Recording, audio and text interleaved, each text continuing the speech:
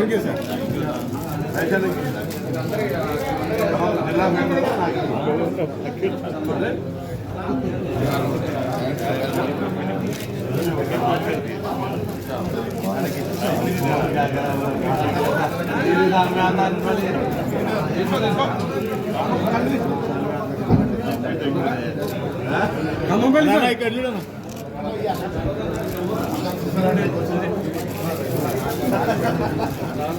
అన్న ఇక్కడ చూడు కొండమన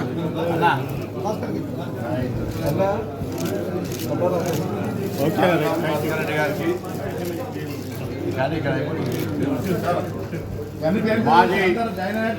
మాజీ జిల్లా యువజన కాంగ్రెస్ అధ్యక్షుడు, దానికంటే ముందు నేను గెలిచిన ఎన్నికల్లో ఎస్ఆర్ఆర్ డిగ్రీ కాలేజీ అధ్యక్షుడిగా, నాకంటే ముందు ఎస్ఆర్ఆర్ డిగ్రీ కాలేజీ అధ్యక్షుడు ఆకారం భాస్కర్ రెడ్డి గారు, మున్సిపల్ కౌన్సిలర్, ఈరోజు కరీంనగర్ మాజీ మార్కెట్ చైర్మన్, గత కొంతకాలంగా తల్లిగారింటి మీద అలిగి బయటికి వెళ్ళి మళ్ళీ మాతృ సంస్థలోకి వస్తున్న సందర్భంగా వారికి స్వాగతం చెప్తా ఉన్నాను. అందరూ కూడా ఒకసారి గట్టిగా సపోర్ట్ చేస్తున్నారు. ఈ సందర్భంగా వారికి కండువా కప్పి స్వాగతం చెప్పినటువంటి పెద్దలు రోహిత్ చౌదరి గారికి కూడా ఒకసారి అందరూ నమస్కారం. అదేవిధంగా మా అందరికీ పెద్ద రాష్ట్ర ఎన్ఎస్సీ అధ్యక్షుడిగా ఉన్నప్పుడు మహేష్ అన్న, నేను జిల్లా ఎన్ఎస్సీ అధ్యక్షుడిని, ఈరోజు మరి వర్కింగ్ ప్రెసిడెంట్గా మనం ఎమ్మెల్సీగా కూడా ఎన్నికైన వారికి కూడా ఒకసారి గట్టిగా సపోర్ట్. అదేవిధంగా మన గౌరవ జిల్లా కాంగ్రెస్ అధ్యక్షులు డాక్టర్ వృత్తిలో ఉన్నప్పుడు మహేష్ అన్న కమిటీలో ఎన్ఎస్సీ నాయకుడిగా పనిచేసి ఈరోజు మానకొండూరు శాసనసభ్యుడిగా గెలిచినటువంటి డాక్టర్ కవంపల్లి సత్యనారాయణ గారికి, సోదరుడు కరీంనగర్ శాసనసభకు పోటీ చేసినటువంటి తమ్ముడు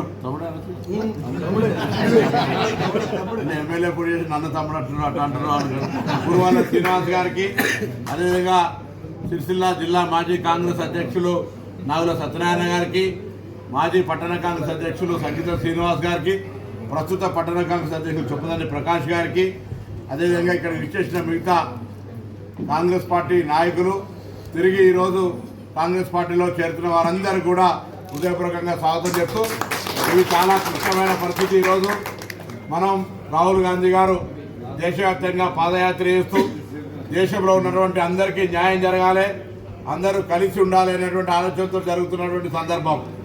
మరోవైపు ఏమో అభివృద్ధికి సంబంధం లేకుండా ఎన్నికలు వచ్చినప్పుడు మతపరమైనటువంటి అంశాలను ప్రేరేపితం చేసి దేవుళ్లను రాజకీయంలోకి లాగి వారి ఫోటోలు పంపకం ద్వారా మరి ఎన్నికల్లో గెలవాలనేటువంటి పరిస్థితి ఒకవైపు.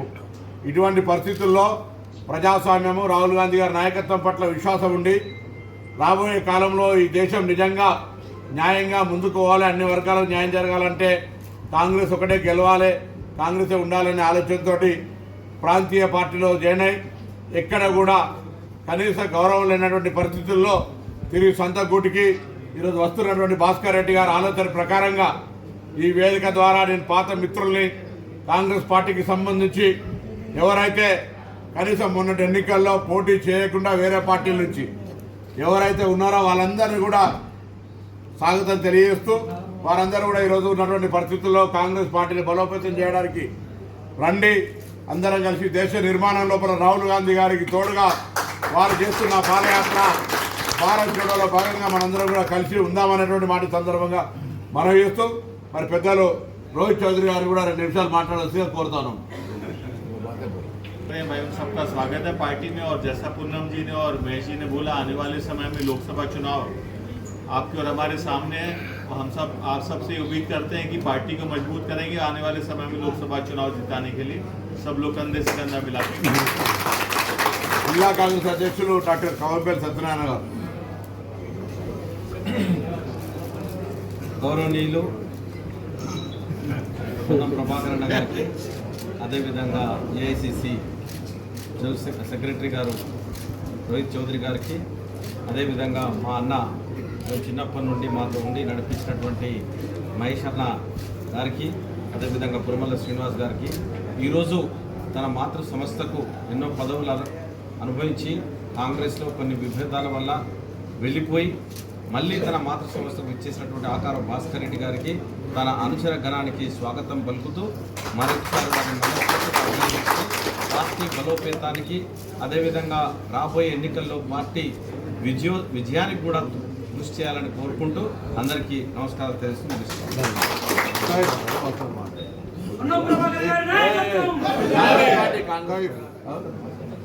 మరి ఈరోజు పార్టీలో మాతృ సంస్థలో చేసినటువంటి మా సోదరుడు పెద్దన్న భాస్కర్ రెడ్డి గారిని మాట్లాడాల్సిందిగా కోరుతాను.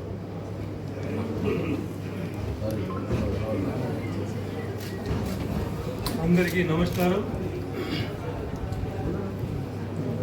మా సోదరులు మంత్రివర్యులు పొన్నం ప్రభాకర్ గారు, అలాగే మా ఇంకో సహ సోదరులు ఎమ్మెల్సీ మహేషన్న గారు, అలాగే రోహిత్ చౌదరి గారు, అలాగే కవ్వపల్లి సత్యనారాయణ గారు ఎమ్మెల్యే, మరియు శ్రీనివాస్ గారు క్యాండిడేట్, మరి నాతో పాటు విచ్చేసినటువంటి కాంగ్రెస్ కార్యకర్తలు, అంటే గతంలో నాతో పాటు వచ్చి మళ్ళీ కూడా తిరిగి కాంగ్రెస్ పార్టీని బలోపేతం చేయాలని వచ్చినటువంటి సీనియర్ నాయకులు, మరి మాజీ సర్పంచులు, మరి అందరికీ కూడా నా హృదయపూర్వక నమస్కారాలు తెలియజేసుకుంటున్నాను.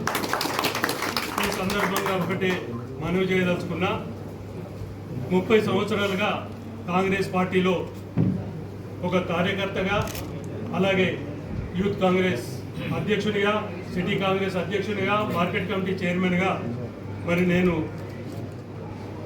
వివిధ పదవులు చేపట్టడం జరిగింది. గత 18వ సంవత్సరంలో జరిగిన ఎన్నికల్లో మరి కొన్ని అనివార్య కారణాల వల్ల నేను బీఆర్ఎస్ పార్టీలో చేరడం జరిగింది. ఇప్పుడు నాకు ఒక సంతోషం, ఒక బాధ, 2 విషయాలను ఇక్కడ మీ ముందు మనవి చేయదలుచుకున్నాను.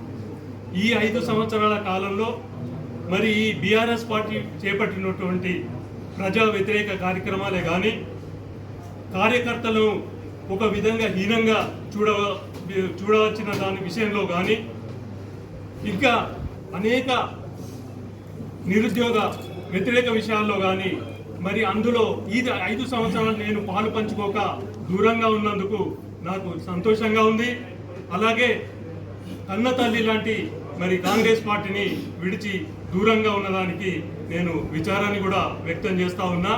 కానీ ఇప్పుడు ఒక నిర్ణయానికి వచ్చి మరి ఈ సమయంలో దేశానికి రాహుల్ గాంధీ గారు, మరి రాష్ట్రానికి రేవంత్ రెడ్డి గారు నాయకత్వం అవసరం ఉంది. కాబట్టి మనందరం కూడా ఇప్పుడు రాబోయే పార్లమెంట్ ఎన్నికల్లో మన జిల్లాలో మరి పొన్నం ప్రభాకర్ గారి నాయకత్వంలో, అలాగే ఈ రాష్ట్రంలో రేవంత్ రెడ్డి గారి నాయకత్వంలో మనందరం కృషి చేసి మన పార్లమెంటును కూడా ఇక్కడ పెద్ద అత్యధిక మెజారిటీతోని గెలిపించుకోవాల్సిన అవసరం ఉంది.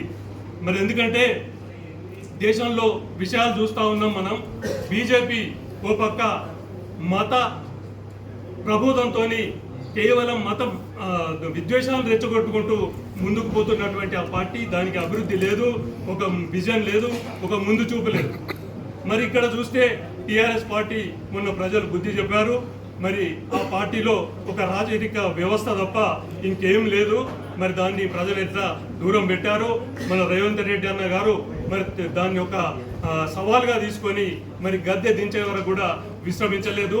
మరి ఇంకెక్కువగా మాట్లాడకుండా మనందరం కూడా ఒక ఐక్యతతోని మరి ముందు పోయి మరి రాబోయే పార్లమెంట్ ఎన్నికల్లో మనం గెలిపించుకుందాం. మీ అందరికీ మీరు అక్కడి నుంచి వచ్చినందుకు ధన్యవాదాలు తెలుపుతున్నాను. జై కాంగ్రెస్. రోహిత్ చౌదరి గారు, రాష్ట్ర మంత్రివర్యులు, ఎన్ఎస్వై రాజకీయ జీవితం ప్రారంభించి అంచెలంచెలు ఎదిగి పార్లమెంట్ సభ్యుడిగా తెలంగాణ రావడంలో కీలక పాత్ర పోషించి ఈనాడు ఎమ్మెల్యే ఎన్నికే మంత్రివర్గంలో ప్రభాకర్, జిల్లా కాంగ్రెస్ కమిటీ అధ్యక్షులు కవ్వంపల్లి సత్యనారాయణ గారు, వారు కూడా ఎన్ఎస్వై నుంచి వచ్చినటువంటి వ్యక్తి. ఈ అభ్యర్థి మొన్నటి ఎలక్షన్లో శ్రీనివాస్ గారు, సంగీతం శ్రీనివాస్ గారు, సత్యనారాయణ గౌడ్ గారు, రోహిత్ గారు, చాలామంది కరీంనగర్ సంబంధించిన వ్యక్తులందరికీ పెద్దలందరికీ నమస్కారం. భాస్కర్ రెడ్డి కొత్తవాడేం కాదు, మాతో పాటు పనిచేసి యువజన కాంగ్రెస్లో కానీ ఆడవాళ్ళు రాజశేఖర రెడ్డి హయాంలో కానీ మాతో పాటుగా కాంగ్రెస్ పార్టీలో కృషి చేసినటువంటి వ్యక్తి అనివార్య కారణాల వల్ల పోయినాడు. మళ్ళీ కాంగ్రెస్ అయితేనే దేశానికి రక్ష అనేటువంటి జ్ఞానోదయం జరిగి వెనక్కి వస్తున్నందుకు సంతోషంతో పాటు నేను స్వాగతం పలుకుతా ఉన్నాను. ఇవాళ భాస్కర్ రెడ్డి గారు ఎన్నుకొచ్చిన గర్మిల ఇక అత్యంత కీలకమైన ఎన్నిక రాబోతా ఉంది, పార్లమెంట్ ఎన్నికలు. ఇవాళ ఒక్కొక్క సీటు మనకి ప్రామాణికం. దేశంలో మతం పేరిట, దేవుళ్ళ పేరిట, కులాల పేరిట రాజకీయాలు చేస్తూ ఉన్నాను. నేను కానీ ప్రభాకర్ కానీ రోజు పూజ చేసుకుని బయటకు వెళ్ళాం. నిజమైనటువంటి హిందూ సాంప్రదాయాన్ని పాటించే వ్యక్తులం. కానీ ఇవాళ రాముడి పేరు మీద, హనుమంతుడి పేరు మీద, శివుడి పేరు మీద ఓట్ల దందా చేయడం అనేది మంచి పద్ధతి కాదని చెప్పడంలో కాంగ్రెస్ పార్టీ ముందంట్లో ఉంటుంది. ఇవాళ వారికి మనకే యుద్ధం జరుగుతాం. మతం పేరిట కొందరు, ప్రాంతాల పేరిట కొందరు. ఈ తరుణంలో జరుగుతున్న పార్లమెంట్ ఎన్నికల్లో రాహుల్ గాంధీ గారు దృష్టి పెట్టుకొని, మీరు కరీంనగర్ గారు కాబట్టి నేను చెప్తాను, కరీంనగర్ సీటు పూర్వ వైభవం గెలిచి తీరాలి. అప్పుడే భాస్కర్ రెడ్డి రాజకీ ప్రత్యేకత ఉంటుంది. కరీంనగర్ కాంగ్రెస్ కొత్త కాదు, కరీంనగర్ పార్లమెంట్ సభ్యుడు గెలవడం కాంగ్రెస్ కొత్త కాదు. పూర్వ వైభవం తీసుకురావాల్సిన అవసరం ఉన్నది. అక్కడ టీఆర్ఎస్ పోటీలో ఉండొచ్చు, బీజేపీ పోటీలో ఉండొచ్చు. కానీ వాళ్ళ రాష్ట్రానికి కానీ దేశానికి కానీ దిశ ఇచ్చేది కాంగ్రెస్ పార్టీ. ఇక్కడ రేవంత్ రెడ్డి గారు, అక్కడ రాహుల్ గాంధీ గారు. దేశంలో కూడా మోడీ గారు వివిధ ప్రజల యొక్క బ్రతుకులు బాగు చేస్తున్న ఓటేశారు. ఎవరు బాగుపడ్డారు? మోడీ గారు అధికారంలోకి వచ్చిన తర్వాత ఇలాంటి మాలాంటి ఎవరు బాగుపడలేదు. అదానీలు, అంబానీలు, టాటా బిర్లాలు బాగుపడ్డారు. సామాన్యుడు బాగుపడలే. డబ్బున్నవాడు మరింత డబ్బున్నవాడు అయ్యిండు, గరీబోడు మరింత గరీబోడు అయ్యిండు. సో ఈ వ్యత్యాసం పెరుగుతూ పోయింది. దేశంలో ఉన్న ఉద్యోగాలు పీకేశారు, ఉన్న పరిశ్రమలు పీకేశారు. మొత్తం కూడా కార్పొరేట్ సెక్టర్ వల్ల నడుస్తుంది. కాబట్టి దేశంలో కూడా ప్రభుత్వం మారాల్సిన అవసరం ఉంది. ఢిల్లీలో, ఇక్కడ రాష్ట్రంలో మారింది. ప్రజల యొక్క ఆశీర్వాదం వల్ల సోనియా గాంధీ చెప్పిన మాటలు, రేవంత్ రెడ్డి గారు చెప్పిన మాటలు, భట్టి గారు చెప్పిన మాటలు విశ్వసించి మనకు ఓటేసినారు. ఇక్కడ ప్రభుత్వం మారింది, అక్కడ మారాల్సిన అవసరం ఉన్నది. ఇవాళ ప్రజలు కూడా కాంగ్రెస్లో చూస్తూ ఉన్నారు. ఇవాళ మన కేసీఆర్ గారు గద్దె దిగుతూ చిప్ప చేతికిచ్చిపోయినారు. ఆర్థిక పరిస్థితి ఏ విధంగా ఇచ్చిపోయినాడంటే, ప్రాజెక్టుల పేరిట, భూముల పేరిట, ఆఖరి కవిత గారు లిక్కర్, సారా పేరిట కూడా డబ్బులు సంపాదించారు. విచ్చలు వీడి అవినీతి పాల్పడి రాష్ట్రాన్ని అదోగతి చేసిపోయినారు. ఇలా చక్కదిద్ద కార్యక్రమం ఉన్నాం. అడుగుదలు ఉంటాయి, కష్టాలు ఉంటాయి. అయినప్పుడు కూడా ఇచ్చిన మాట నిలబెట్టే విధంగా 6 గ్యారెంటీ పరిపూర్ణంగా ఇస్తూ వచ్చే పార్లమెంట్ ఎన్నికల్లో ఓట్లు అడుగుపోతా ఉన్నాం. కరీంనగర్ గెలిచి మళ్ళీ మీరు మా దగ్గరకు వస్తారని ఆశిస్తూ